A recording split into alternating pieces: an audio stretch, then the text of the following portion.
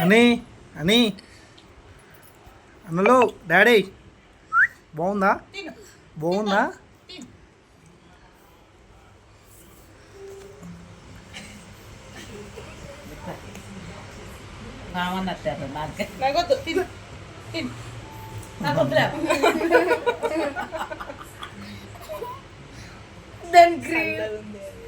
తింటా అలవాటు అయింది ఐస్ క్రీమ్ పట్టుకుంది నాకు పెడుతుంది అది ఇయ్యదు